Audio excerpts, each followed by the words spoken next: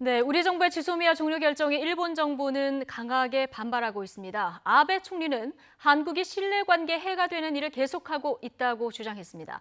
화이트리스트에서 한국을 배제하는 조치는 예정대로 하겠다. 자, 이런 일본 정부 입장도 나왔는데 도쿄 연결해 보겠습니다. 황보연 특파원. 네, 도쿄입니다. 네, 아베 총리가 입장을 내놨는데요. 한국이 약속을 지키지 않는다. 기존의 주장을 또 반복했군요.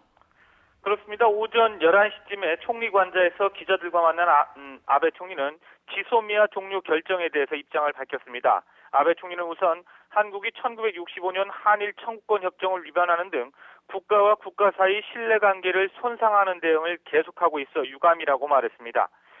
강제징용 배상 문제에 대해서 우리 대법원이 지난해 10월 일본 기업에 배상 명령을 내린 데 대해서 일본 정부는 줄곧 한일 청구권 협정으로 다 끝났다는 주장을 펼쳐왔는데 이를 다시 언급한 셈입니다.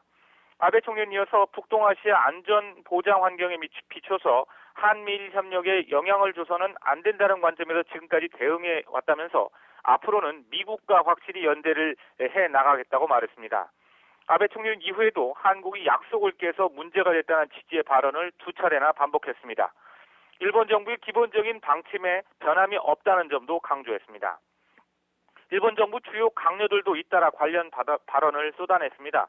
이와야 다케시 방위상은 오전에 기자들과 만나 지소미아가 그간 한일 양국의 긍정적인 역할을 해왔다고 평가했습니다. 그러면서 북한이 최근 여러 차례 미사일을 발사하는 등 엄중한 상황에서 한국이 지소미아 종료를 결정한 것은 지역 안전보장 환경을 완전히 잘못 본 것이라고 주장했습니다.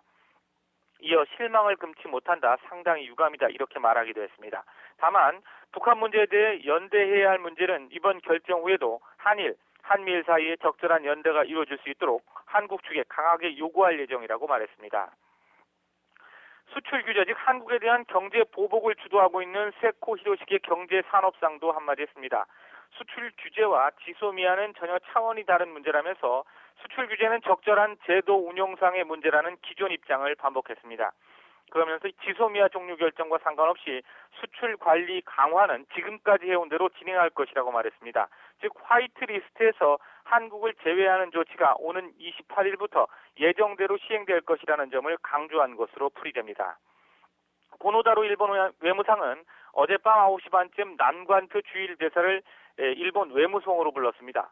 고노 외무상은 이 자리에서 우리 정부의 지소미아 종료에 대해 강하게 항의했고 이에 대해서 남대사는 본국에 잘 전달하겠다 이렇게 답했습니다. 고노 외무상은 이후 기자들과 만나 지소미아 종료 발표는 지역의 안전보장 환경을 완전히 오판한 대응이라고 비난했습니다. 또 우리 정부가 일본의 수출 규제 문제를 언급한 데 대해서는 지소미아 종료 결정과 일본의 수출 규제는 전혀 차원이 다르다면서 한국 정부에 단호히 항의한다고 주장했습니다.